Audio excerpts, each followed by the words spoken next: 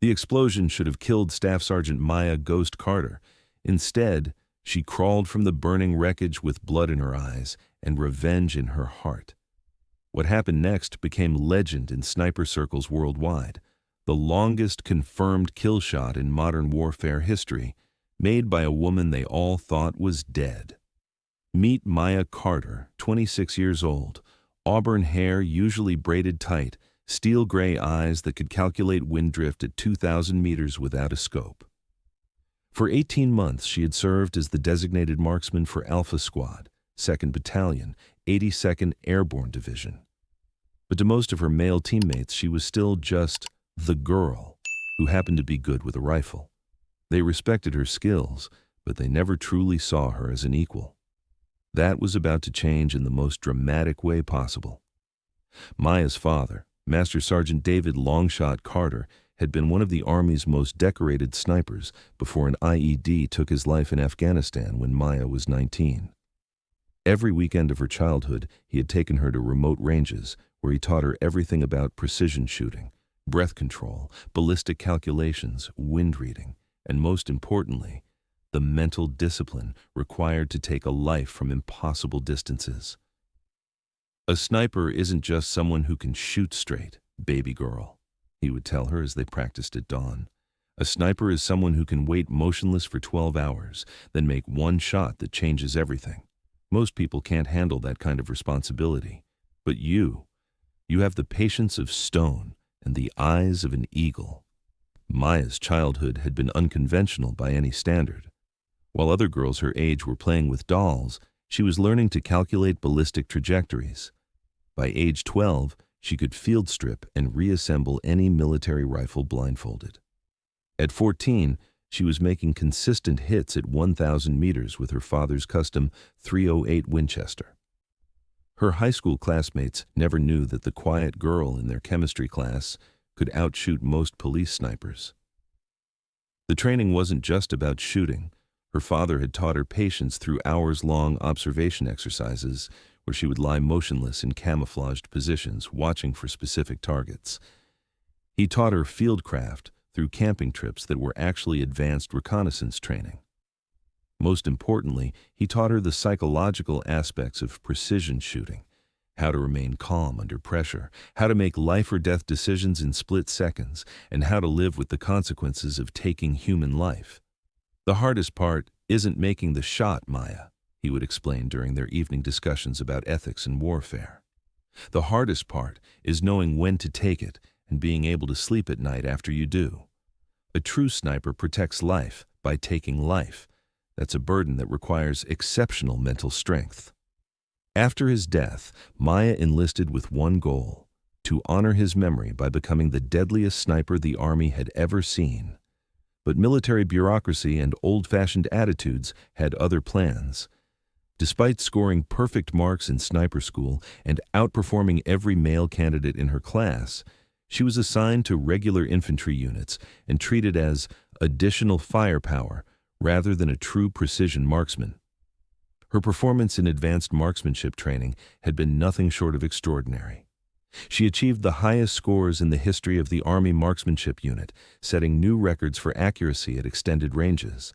Her instructors recommended her for immediate assignment to Special Operations units, but those recommendations were consistently overruled by senior officers who believed that frontline sniper positions should be reserved for men.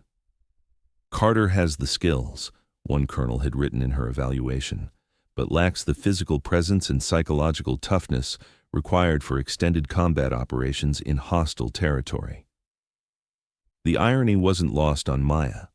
The same psychological toughness that these officers doubted was exactly what her father had spent years developing in her. She had the mental discipline to remain motionless in a hide for 16 hours straight, the emotional control to make precision shots while under intense pressure, and the tactical intelligence to plan complex stalking approaches through enemy territory. Her current assignment with Alpha Squad was supposed to be different.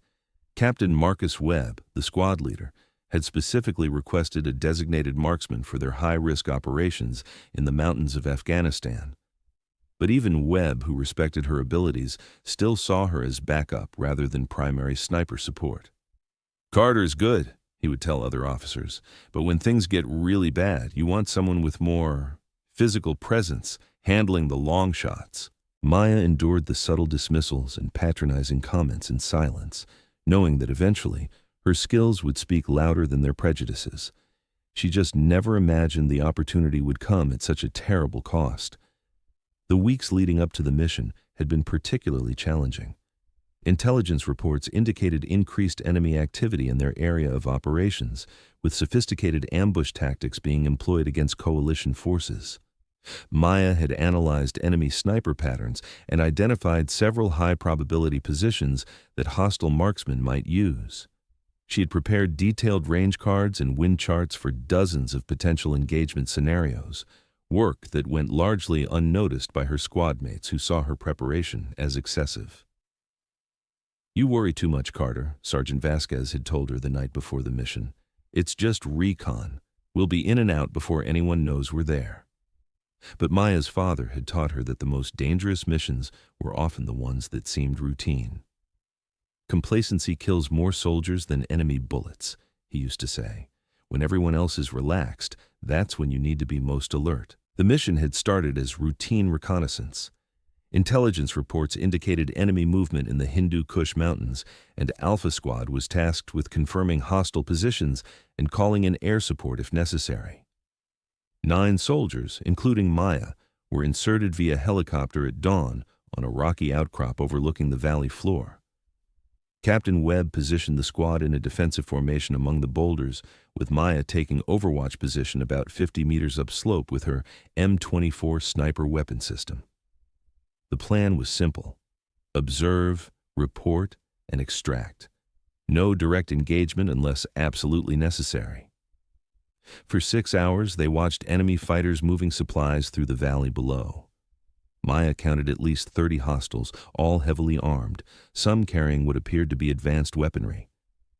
Through her scope, she could see faces clearly at 800 meters, close enough to take precision shots, but orders were to maintain concealment and gather intelligence only. "Ghost, you seeing what I'm seeing down there?" Webb's voice crackled through her radio headset.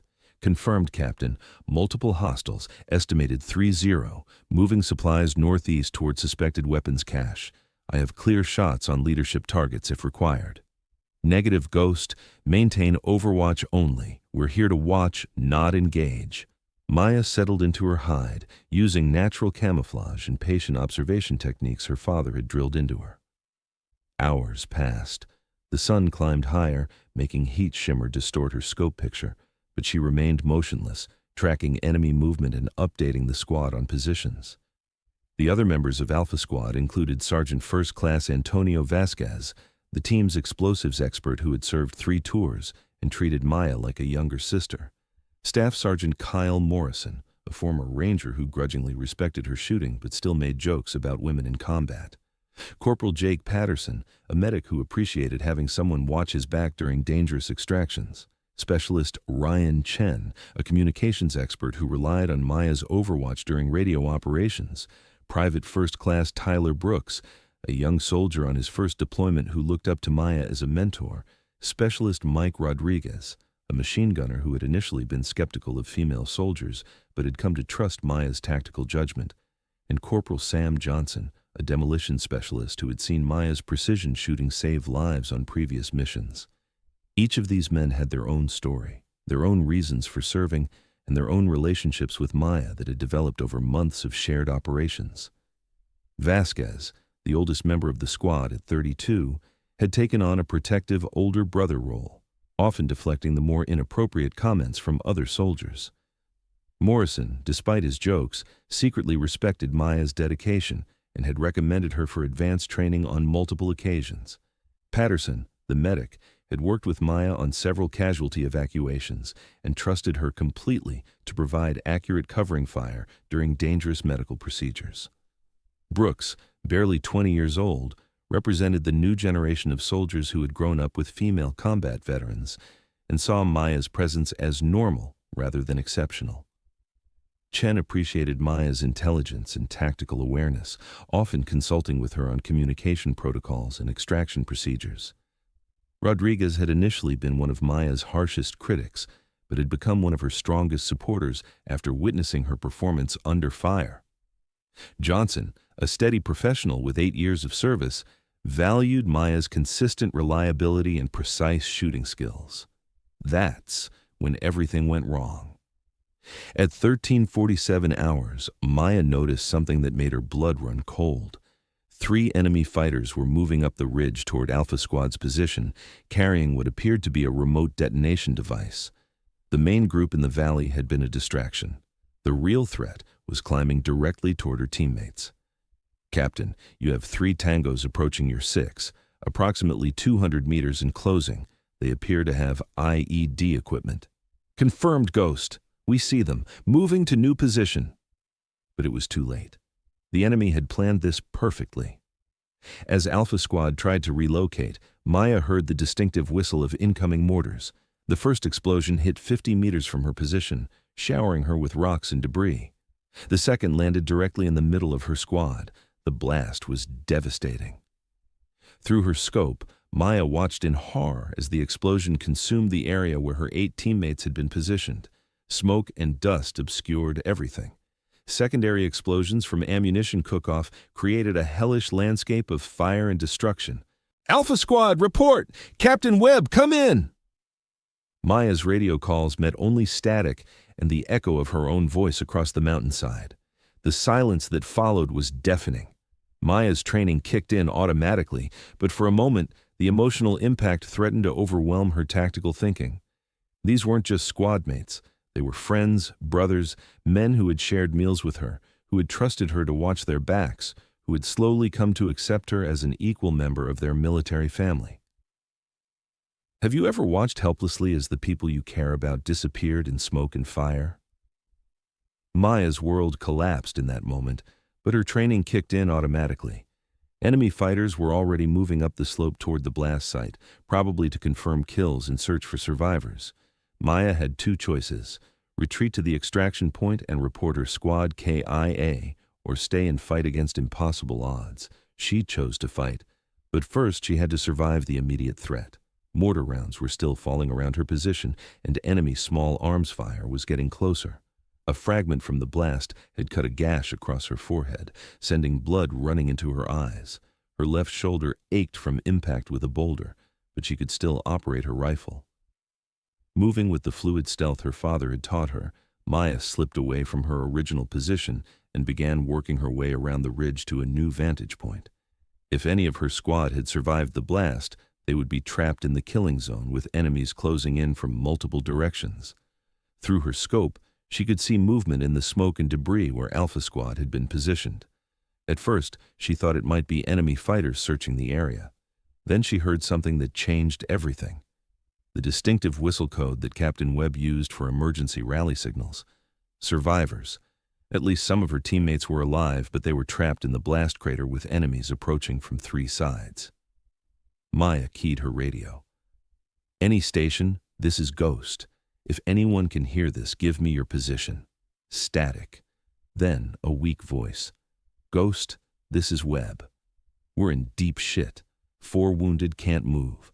Hostiles closing from all sides. Where the hell are you?" "Captain, I'm approximately 300 meters northwest of your position. How many mobile?" 3 of us can still fight, but Johnson's legs are fucked, and Rodriguez took shrapnel to the chest. Chen's unconscious but breathing. Vasquez and Morrison are mobile but low on ammo. Patterson's trying to keep the wounded alive, but we need extraction now." Maya assessed the tactical situation through her scope. The blast had created a natural defensive position, a crater surrounded by boulders that provided some cover. But enemy fighters were systematically moving closer, using covering fire to advance in coordinated bounds. Her trapped teammates had maybe 10 minutes before being overrun. The extraction helicopter wasn't due for another 2 hours, and calling for emergency pickup would take at least 30 minutes. Her squad didn't have 30 minutes. That's when Maya noticed something that made her heart race with possibility and terror in equal measure. Approximately 3,200 meters to the southeast, on a ridgeline that offered perfect overwatch of the entire valley, she could see the muzzle flashes of the enemy sniper who had been directing the attack on her squad. 3,200 meters. 2 miles. In perfect conditions with a stationary target, that would be challenging for any sniper. In combat conditions, with wind, heat shimmer, and a moving target, it was virtually impossible. But Maya Carter wasn't any sniper. She was David Longshot Carter's daughter. "Captain, I need you to hold that position for 15 minutes. I'm going to eliminate the Overwatch threat." "Negative, Ghost. There's too many of them. Fall back to extraction and call for support." "Sir, if I don't take out their sniper, he'll direct fire on any helicopter that tries to reach you. This is our only option." Maya was already moving, using terrain features to mask her movement as she worked toward the optimal shooting position. Every step was calculated, every movement designed to keep her invisible while closing the distance to her target. Finding the right shooting position took 12 precious minutes. She needed elevation, clear line of sight, and natural wind protection. Finally, she found it, a rocky outcrop that gave her perfect visibility of the enemy sniper position while keeping her concealed from the fighters below. Setting up for the shot required everything her father had taught her about extreme long-range precision work. Distance, 3,247 meters according to her rangefinder. Wind, variable, gusting 8 to 12 miles per hour from the northwest with thermal updrafts from the heated valley floor. Target mobile, but following predictable patterns as he adjusted position to direct fire on her trapped squad. Maya adjusted her scope for the extreme range, calculating bullet drop, wind drift, and the rotation of the Earth itself. At this distance, even the Coriolis effect would influence bullet trajectory. One shot. That's all she would get before revealing her position to every hostile in the valley. Through her scope, she could see the enemy sniper clearly, a bearded man in camouflage gear, probably their best marksman, methodically engaging targets in her squad's position. As she watched, he fired again, and she heard Captain Webb scream over the radio, "Johnson's hit again. We need that sniper down now." Maya could hear the desperation in her captain's voice. Johnson, the young demolition specialist who had always treated her with respect, was bleeding out in that crater. Vasquez, who called her "little sister," was probably using his own body to shield the wounded. Morrison, despite his jokes about women in combat, had saved her life twice on previous missions. Maya controlled her breathing, feeling her heart rate slow to the rhythm her father had trained into her. The crosshairs settled on the enemy sniper's center mass. She exhaled half her breath and held it, finger applying steady pressure to the trigger. "When everything depends on one shot, baby girl," her father's voice whispered in her memory, "trust your training and let the rifle do what it was born to do." The M24 fired. For what felt like an eternity, Maya tracked the bullet's invisible path through her scope. At extreme range, there's always a moment of uncertainty.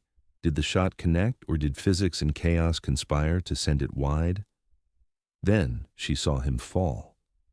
3,247 meters, the longest confirmed sniper kill in modern warfare history, made by a woman who was supposed to be dead to save teammates who thought she was just additional firepower. But Maya wasn't finished. With their Overwatch eliminated, the enemy fighters below began to lose coordination. She could see confusion in their movements as they tried to locate the threat that had just eliminated their best asset. Moving to a new position to avoid counter-sniper fire, Maya began systematically engaging the fighters closest to her trapped squad. One shot, one kill, another position change, another perfect shot. She was no longer Staff Sergeant Carter providing supporting fire. She was Ghost, the invisible predator her father had trained her to become. "Ghost, whatever you're doing, keep doing it." Webb's voice carried relief and amazement. "Hostiles are pulling back from our position." "Copy, Captain. Maintain defensive posture. I'm clearing your extraction route." For the next 20 minutes, Maya fought a one-woman war against an entire enemy force. Using superior positioning, precision shooting, and movement techniques that made her practically invisible, she eliminated 17 hostile fighters and forced the rest to retreat to positions where they couldn't threaten her squad. Each shot was calculated, each movement planned, each decision made with the cold precision that her father had trained into her. She wasn't just shooting targets, she was systematically dismantling an enemy force that had trapped her friends. The emotional weight of seeing her squad nearly destroyed had been transformed into focused, lethal energy. When the extraction helicopter finally arrived, it found Alpha Squad alive in their defensive position and Maya Carter calmly providing overwatch from a ridge that should have been impossible to reach undetected. Captain Webb later wrote in his after-action report, "Staff Sergeant Carter's actions were not only heroic, but tactically brilliant beyond anything I've witnessed in 15 years of combat operations. Her precision shooting and tactical movement single-handedly turned certain death into successful extraction." But the moment that defined everything happened as the helicopter lifted off. Captain Webb looked at Maya, his face showing a mixture of gratitude, respect, and something approaching awe. "Carter, that shot you made, what was the range?" 3,247 meters, sir." The helicopter fell silent except for rotor noise. Every soldier aboard understood they had just witnessed something that would become legend. "How the hell did you learn to shoot like that?" Maya touched the small photo of her father that she carried in her chest pocket. "From the best sniper who ever lived, sir. He always said I'd know when the moment came to prove myself." Sergeant Vasquez, his arm in a sling but alive, looked at Maya with new understanding. "You saved our lives, Hermana, every single one of us." Morrison, the former ranger who had made countless jokes about women in combat, simply nodded and said, "I'll never doubt a female soldier again. What you did out there, that was pure warrior." Patterson, the medic who had kept the wounded alive during the firefight, added, "I've seen a lot of heroes in my time, Carter. What you did today puts you at the top of that list." Brooks, the young soldier who had looked up to Maya as a mentor, said quietly, "I want to learn to shoot like that. Will you teach me?" Chen, still weak from his injuries but conscious, managed to smile. "Next time someone questions whether women belong in combat, I'm going to tell them about Ghost Carter and her 3,247-meter shot." 6 months later, Maya Carter graduated from the Army's Advanced Sniper course with the highest scores ever recorded. Her 3,247-meter shot became a case study taught to special operations snipers worldwide. But more importantly, she never again heard anyone refer to her as just additional firepower. The Army created a new position for her, Chief Instructor of Advanced Marksmanship, a role that had never been held by a woman. Maya used the position to train the next generation of snipers, both male and female, ensuring that skill and precision would always matter more than assumptions and prejudice. Have you ever had a moment when you had to prove not just your skills, but your right to be taken seriously? Maya's story reminds us that sometimes the most dangerous assumptions are the ones we make about the quiet professional in the corner. The explosion that was supposed to kill her instead revealed what she truly was, not just a good soldier, not just a capable marksman, but one of the deadliest precision shooters in military history. Her father would have been proud. Today, Sergeant Major Maya Ghost Carter runs the Army's premier sniper training program. On the wall of her office hangs a photo of that fateful day in Afghanistan with a simple inscription, 3,247 meters, when one impossible shot changed everything. And every morning, she starts her classes the same way her father started hers. A sniper isn't just someone who can shoot straight.